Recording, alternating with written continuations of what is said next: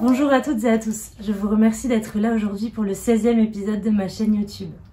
Aujourd'hui nous allons accueillir Tiffaine Day, comédienne, féministe, qui va nous présenter un petit peu son spectacle Compte à rebours. Bonjour Tiffaine. Bonjour. Donc du coup Tiffaine, est-ce que tu peux un peu te présenter, nous dire un petit peu voilà, qui tu es? Je suis à la fois autrice, comédienne et metteuse en scène, donc j'ai différents spectacles féministes qui tournent depuis des années en France, en Belgique, au Québec, enfin dans les pays francophones. Et puis par ailleurs, j'ai aussi une casquette de formatrice sur les sujets à la fois de promotion de l'égalité, de prévention des violences, aussi d'art oratoire, d'éloquence. Et puis d'autre part, j'ai aussi une casquette de conférencière et de coach. D'accord. Et d'influenceuse sur les réseaux. Sur les réseaux sociaux, sur ma chaîne YouTube où je remets à l'endroit l'actualité avec des vidéos. D'accord. Donc oui, je parle un peu étrange, mais... Est-ce que tu peux nous raconter un petit peu cette langue que tu as inventée, qui est la féminine universelle, du coup, c'est ça? C'est ça. Est-ce que tu peux nous en dire un petit peu plus?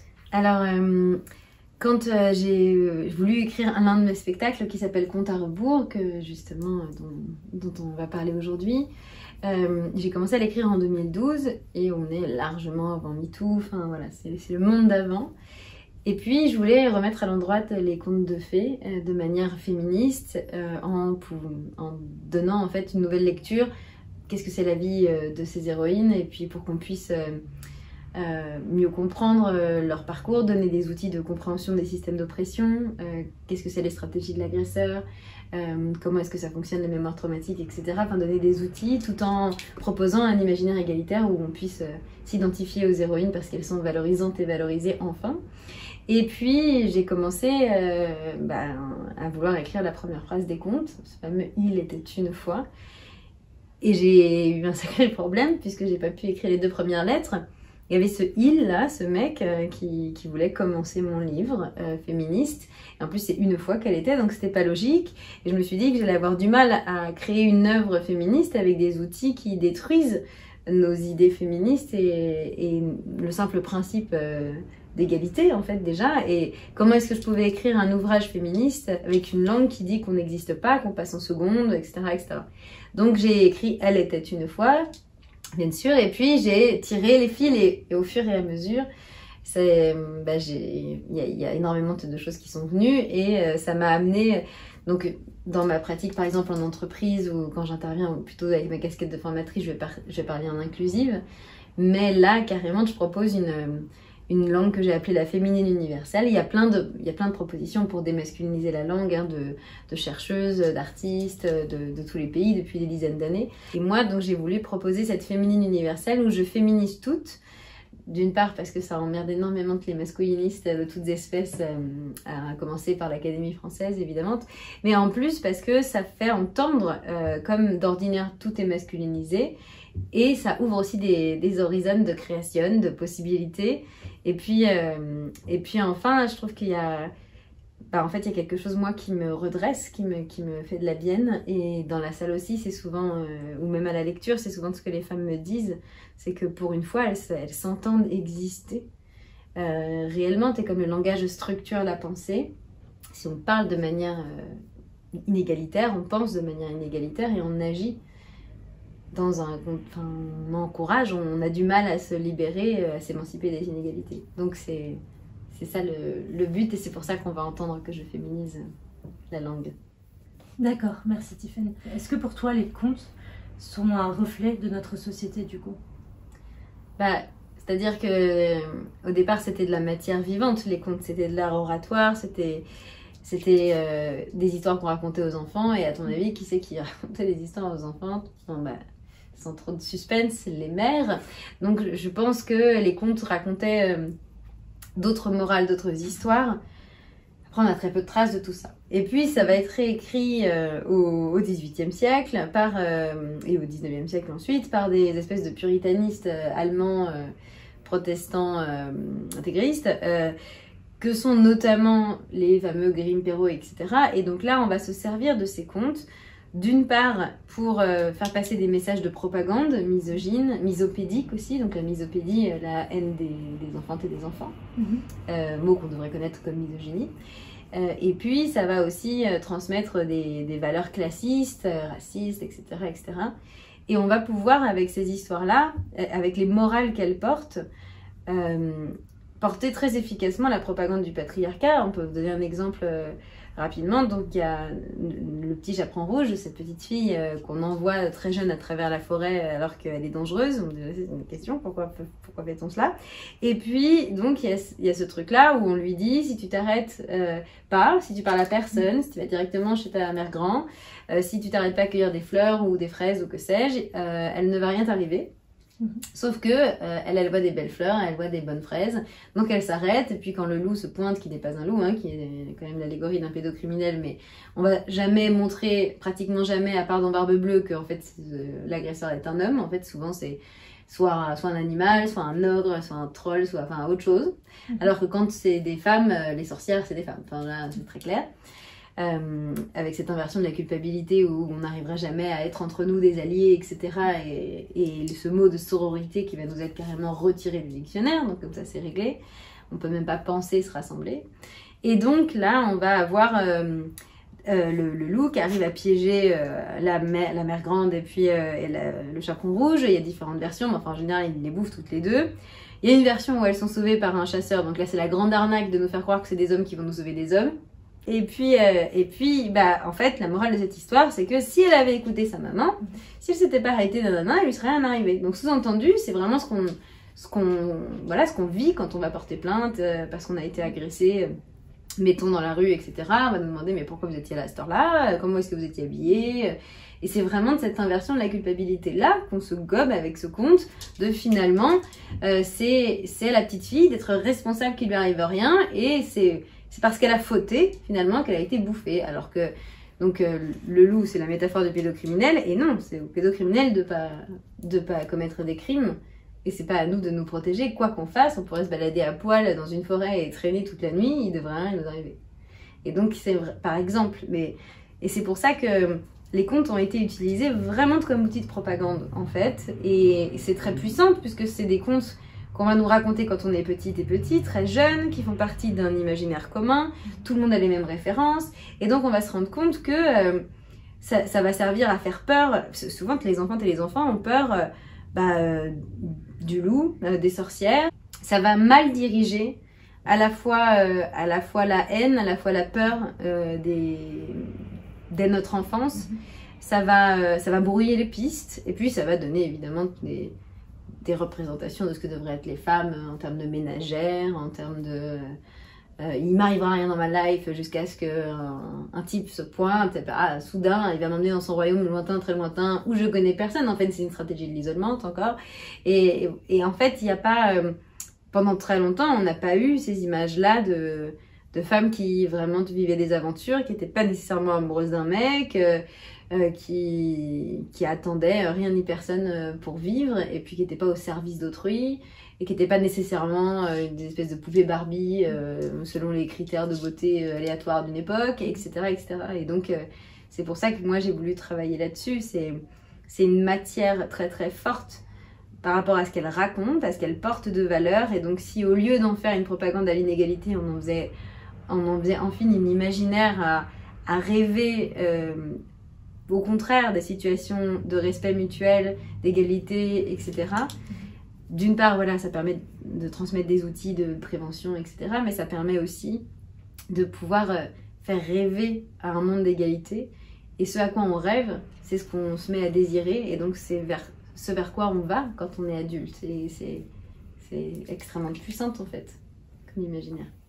Donc pour toi, finalement, les contes dictent un peu la condition de la femme dans sa vie d'adulte, finalement, ce qu'elle va faire, est-ce qu'elle va enfanter, est-ce qu'elle va avoir envie d'un mari qui la protège, tout ça, c'est presque ce que tu dis quand c'est ça, hein, C'est beaucoup porté par les contes, oui. Après, il y a toute la culture en général qui va se rajouter. Il n'y a pas que les contes, la culture populaire en général est énormément porteuse de ces valeurs-là, de ces codes-là, de valeurs patriarcales. Pour moi, le principal levier, c'est la fin de l'impunité. C'est-à-dire qu'évidemment, si dès que les hommes agressent les femmes, les violent ou les agressent sexuellement, les harcèlent, etc., si à chaque fois ils tombaient pour ce que prévoit la loi, c'est-à-dire 5, 7, 20 ans, etc., c'est sûr, ils arrêteront de le faire. Hein. Enfin, je veux dire, en majorité. Pour le coup, il pourra rester quelques psychopathes, mais là, la majorité, c'est pas qu'ils sont malades ou qu'ils sont psychopathes, c'est juste qu'ils ont intérêt à le faire. Là, tu peux être un agresseur et être ministre de l'Intérieur. C'est très clair. Donc, à partir de là, on voit mal pourquoi ils arrêteraient.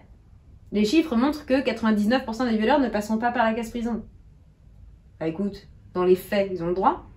Donc c'est pour ça que quand Macron nous dit faut laisser la justice faire son travail, c'est vraiment du foutage de gueule, parce que le seul travail que fait la justice en matière de droits des femmes et de lutte contre les violences sexistes et sexuelles aujourd'hui, c'est assurer l'impunité des agresseurs. Donc quand il nous dit faut laisser la justice faire son travail, sous-entendu, faut laisser la justice innocenter les agresseurs. Ben, super, merci Macron. Si on fait cesser l'impunité, il y en a combien là qui sont plus au gouvernement?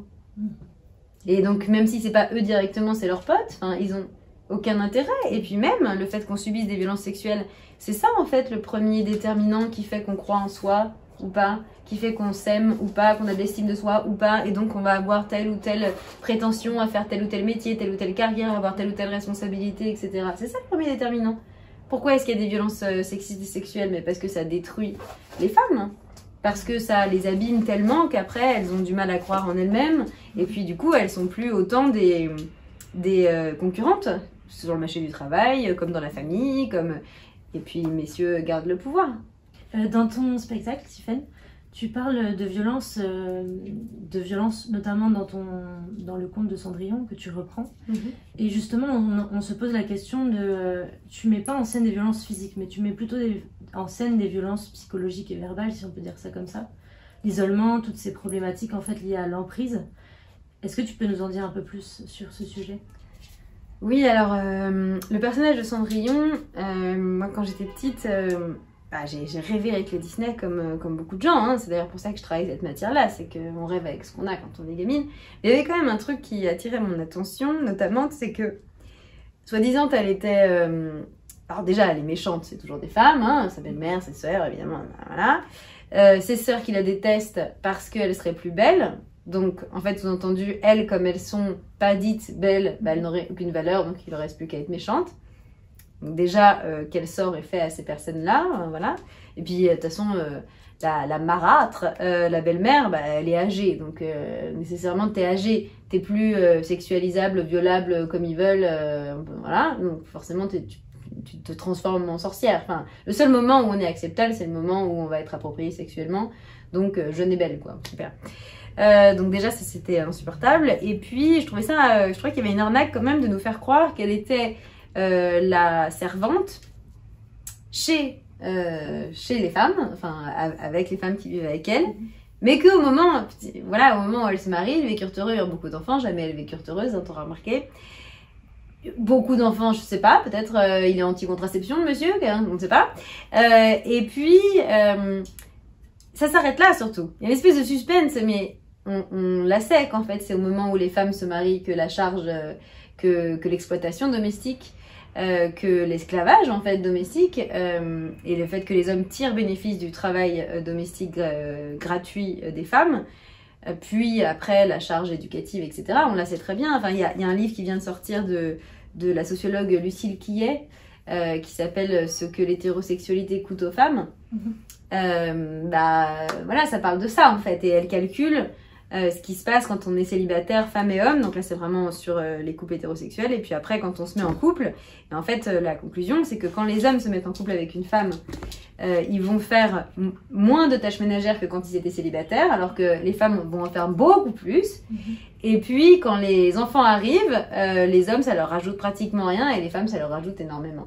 Donc c'est une arnaque totale, et on nous fait croire que c'est les autres femmes qui vont exploiter Cendrillon. Et donc j'ai voulu déjà retourner ça et montrer que non, il y a un partage des tâches quand on est entre nous, et puis c'est au moment où l'autre lui met le grappin dessus qu'elle est réduite en esclavage. Donc ça commence comme ça, et après j'ai voulu montrer le continuum. On est quand même dans Cendrillon sur un prince qui invite les meufs du royaume à venir en belle robe saluer, et puis à la fin il prend la plus jolie. Bon, je suis désolée, mais... super. Donc en fait la personnalité qu'on a, on s'en tamponne totalement, et d'ailleurs elle non plus, elle le connaît pas, je veux dire ils se marient, ils se sont dit 4 mots, enfin au secours. Et donc moi je reprends ça, le type qui va prendre celle qui juge la plus jolie parce que c'est une belle plante verte, Et puis, au fur et à mesure, j'ai voulu raconter comment, au début, c'est le prince charmant. Donc, nécessairement, il est charmant, sinon ça marche pas. S'il montre direct qu'ils sont des horribles, ça marchera pas.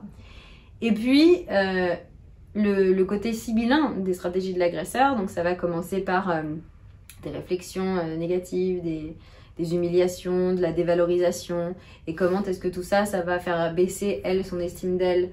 Il va aussi l'isoler, la stratégie de l'isolement, la couper de sa belle-mère, de ses 2 sœurs, et puis de l'ensemble de ses amis, ce qui arrive très régulièrement. Et puis ensuite, il va la faire arrêter ses études parce qu'elle serait trop bête, parce qu'elle serait pas assez forte, parce qu'elle serait pas assez jolie pour devenir mathématicienne ou autre, des choses complètement absurdes. Parce que ce serait pas pour les femmes, les sciences, hein, évidemment. Et puis ensuite, il va la mettre enceinte. Donc déjà, ça pose aussi la question de si le coït, c'était un risque d'être enceinte pour les hommes, est-ce que ce serait, 2 secondes, une pratique récréative? Moi, je pense que non. Je pense que ce serait une pratique procréative, mais que jamais des personnes qui comptent dans cette société, pour le plaisir de quelques instants, alors qu'il y a 1 milliard d'autres choses à faire, jamais on risquerait la vie de la personne, parce que avorter ou accoucher, quand même, on risque notre vie. Donc, sans compter tous les problèmes de santé et l'impact que ça a, etc. Donc, ça pose cette question-là aussi. Donc, il fait en sorte de la mettre enceinte. Elle veut avorter. Là, il lui fait de la désinformation, comme on peut trouver sur certains sites d'extrême droite ultra-catho, du style tu vas devenir stérile, et puis je t'aime, et puis machin, et voilà. Donc, il se débrouille pour qu'elle garde l'enfant. Et donc, c'est pendant ce moment de la grossesse et au moment où elle accouche, parce que c'est aussi ce que... Voilà, ça fait écho à beaucoup d'histoires dont j'ai entendu parler avec les différentes assos qui accompagnent les victimes avec lesquelles j'ai pu travailler. C'est un moment où, évidemment, les femmes sont coincées, sont ferrées. Et là, il va être moins sibyllin, plus frontal, dans les insultes, dans les humiliations. Et puis, finalement, donc l'enfante naît. Et là, il va se débrouiller pour... en fait, ça va monter crescendo, cette violence psychologique, jusqu'à ce qu'elle ne croit plus que lui, ce qu'il lui dit, et pas elle, et sa version de l'histoire, etc. Et que la culpabilité soit constamment inversée. C'est tout le temps elle qui s'en veut. Qu'est-ce que j'ai fait de mal pour qu'il réagisse comme ça? Et avec des moments de lune de miel où il est plus gentil, il s'excuse, il dit qu'il va changer, qu'il a besoin d'elle pour changer, que c'est parce qu'il a été traumatisé dans son enfance, enfin tous les trucs qu'ils vont nous faire pour se trouver des excuses. Et donc elle va se dire, il faut que je le sauve, hein, la capacité des femmes, parce qu'on est éduqué comme ça, à être dans le care, dans l'humanitaire, etc. Et puis ça va aller jusqu'à ensuite le créneau d'après, qui arrive pas toujours, mais parfois, en tout cas quand la violence physique arrive, il y a forcément eu des violences psychologiques avant. Je rappelle que la violence psychologique, en fait, c'est de la violence physique, hein. Le cerveau étant un organe physique en réalité. Il n'y a pas l'âme qui flotte ou je sais pas quoi. Donc oui, c'est des violences physiques aussi, et puis ça va toujours avec des violences sexuelles. Les coups n'arrivent pas avant qu'il y ait eu des violences sexuelles en réalité, dans l'extrême majorité des cas. Et donc il y a déjà eu ces 2 violences physiques, sexuelles et psychologiques. Et puis il va y avoir les coups qui arrivent ensuite. Et ça va arriver, elle parle notamment du moment où elle voit une campagne qui dit d'abord le silence tue. Donc je vais dire à ma personnage que non, c'est pas le silence qui tue. Jusqu'où on va aller dans nos expressions pour ne pas nommer l'agresseur, pour ne pas nommer l'oppresseur. Moi, je pense que ce qui se combat bien s'énonce clairement. Non, c'est pas le silence qui tue. D'abord, les femmes hurlent depuis la nuit des temps, c'est juste que personne ne veut les écouter. MeToo, c'est pas la libération de la parole, c'est la libération de l'écoute. Encore que, il y en a très peu qui vont en tôle, donc c'est la libération de l'hypocrisie, je pense plutôt, de ces messieurs. Et puis non, ce sont des hommes qui tuent des femmes. Souvent, on entend aussi... le problème, c'est la violence. C'est qui la violence? Tu l'as rencontré, toi, avant-hier, dans la rue, au bar du coin? Non, c'est pas la violence qui tue. C'est les hommes qui sont violents. C'est les hommes qui tuent. Et en fait, c'est vraiment cette question-là. Tu vois, je faisais une conférence à la Sorbonne sur le plafond de verre. Je me suis dit, c'est pas un plafond de verre, c'est un plafond d'homme. Mais tu vois, ou le plancher qui colle. Mais non, c'est les mecs qui nous mettent des boules aux pieds. Je veux dire, et toujours, l'agresseur, il est... c'est comme dans... cette expression qu'on entend trop souvent, elle s'est faite agresser ou violer, mais on ne se fait pas. Si, on se fait faire une coupe de cheveux, là d'accord, je suis active, je me fais faire une coupe de cheveux, là, c'est vrai. Je me fais avorter, tiens, ça c'est vrai, je décide ça. En revanche, je ne me fais pas agresser, je ne me fais pas violer, je ne me fais pas tuer, non. Il me tue, il m'agresse. Enfin, et en fait, c'est toujours ce truc-là de faire disparaître carrément l'homme de l'équation. Donc, toute la culpabilité est portée par la femme. Et puis surtout, ce que dit Cendrillon, c'est que précisément, il a commencé à la frapper au moment où elle ne peut plus partir. C'est-à-dire qu'elle est coincée parce qu'il s'est débrouillé pour qu'elle n'ait pas accès à des... déjà, elle n'a plus d'alliés autour d'elle, puisqu'il a fait le vide autour d'elle. Elle n'a pas un métier qui lui permet de subsister et de nourrir ses enfants. Lui, il passe très bien à l'extérieur, elle le dit, ça aussi. Lui, c'est le collègue qui rend des services, l'élu à qui tout le monde fait confiance, qui peut-être est ministre de l'Intérieur, qui sait, ou ministre de Solidarité. Lui, c'est voilà, le type qui passe bien. Donc, en fait, tout le monde pense que j'ai beaucoup de chance et qu'on est la famille parfaite de l'extérieur. Et puis, aussi la violence, l'escalade de la violence a tout brouillé dans sa tête. Tout est mis à l'envers, donc elle a beaucoup de mal à lire ce qui est en train de se passer, etc. Et puis, à un moment donné, est-ce que c'est un 8 mars ou un 25 novembre, en tout cas, elle entend sous ses fenêtres des féministes qui chantent l'hymne des femmes, et donc elle descend, et une des féministes, en un regard qu'on prend, et donc lui tend une carte avec le nom d'une association, qui pourrait être un CIDFF, qui pourrait être un cabinet d'une psy féministe, qui pourrait être le CFCB, enfin voilà. Donc elle garde cette carte avec elle, et puis elle finit par se rendre dans une association où il y a des féministes. Au départ, elle leur dit n'importe quoi, elle leur dit que c'est pas pour elle, que c'est pour sa voisine. Ensuite, elle leur dit mais c'est moi qui l'ai bien cherché, mais quand même il est quand même gentil, enfin voilà. Je sais pas si c'est vraiment du viol, enfin. Et puis, justement, parce qu'elles ont beaucoup de compréhension, beaucoup de compréhension des systèmes d'oppression, de qu'est-ce que c'est l'emprise, etc., elles vont pouvoir lui donner des outils pour ouvrir les yeux sur ce qui se passe, et pour pouvoir ensuite se protéger, elle et ses filles. Et ça se termine sur une famage, notamment à Jacqueline Sauvage, qui nous a quittés. Donc cette affaire, je pense que tout le monde connaît, où pendant des dizaines d'années, Jacqueline Sauvage a subi, elle et ses enfants, des agressions de la part du même tortionnaire. Le mari est père, et elle a essayé de le quitter plein de fois, mais personne dans la société ne l'a protégée, en tout cas n'y est parvenu, et encore moins les pouvoirs publics et la police, etc., alors que c'était très clair qu'il y avait des violences depuis des années et des années. Et donc, un jour, elle sait que c'est lui ou elle, et elle le tue. Et alors que Bertrand Cantat prend 4 ans pour s'être acharné avec 23 coups de poing sur Marie Trintignant, sans compter celle ensuite... qu'on a retrouvé suicidé comme par hasard alors qu'il était dans la même maison quand il est sorti de tôle, enfin bref. Donc ça passe, tout le monde dit bah oui, il a purgé sa peine, oui, 4 ans pour la vie d'une femme, t'as raison, c'est bien, en bénéficiant du droit lituanien, enfin bon, qui est encore pire que chez nous. Et par contre, Jacqueline Sauvage, elle prend pour 10 piges, alors qu'en fait, elle s'est protégée. Et donc c'est pour ça qu'on avait réussi à lutter pour avoir la grâce, etc. Mais c'est aussi dédié à Alexandra Lange, qui elle aussi a été contrainte par la société patriarcale qui l'a abandonnée à devoir se protéger elle-même en tuant son agresseur dans un acte de légitime défense. Pour toi, qu'est-ce qu'il faudrait faire dans un monde idéal? Alors, si j'étais dictatrice du monde, imaginons. Déjà, j'appellerais plein de mes sœurs féministes pour m'aider à être des co-dictatrices de ce monde. Ça n'est pas très sévère, j'ai plein d'idées. Alors, justement, ce serait la fin totale de l'impunité des agresseurs. C'est-à-dire que, statistiquement, on sait que les femmes ne mentent pas et on sait que les hommes sont impunis, donc on croirait les femmes. Donc, faudrait les empêcher de nuire, au moins 20 ans. C'est pour des crimes, par exemple, 7 ans pour des agressions sexuelles, enfin, etc., etc. Mais il y aura une sacrée chute démographique dans l'espace public. Donc je sais pas, est-ce qu'on privatise une région pour en faire... Voilà, est-ce qu'on les envoie à Sainte-Hélène? Moi j'aime bien Sainte-Hélène. Parce que c'est... D'abord ils sont souvent fans de Napoléon, les Masculini, j'ai remarqué. Donc ça leur fera plaisir, un petit voyage touristique. Et puis ouais, je vois bien ça en galère. Pour le réchauffement climatique, c'est mieux. Nous, on resterait entre nous, et puis avec des hommes qui comprennent dès la naissance que clairement agresser des femmes, c'est pas à leur avantage. Donc déjà, il y aurait énormément de moins d'agressions, évidemment. Les filles et les garçons seraient éduqués de la même manière, c'est-à-dire comme des filles.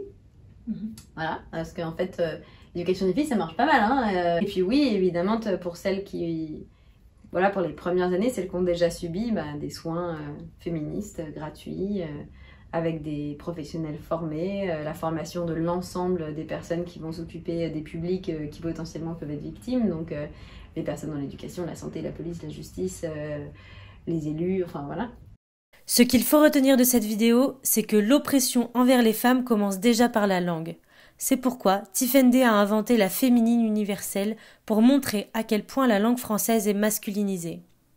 Ensuite, les contes prônent l'inégalité entre les hommes et les femmes. C'est-à-dire que la femme est présentée comme étant soumise à la protection d'un prince charmant. Et enfin, les rôles sont inversés, c'est-à-dire que les femmes culpabilisent d'être violentées, tandis que les hommes se victimisent.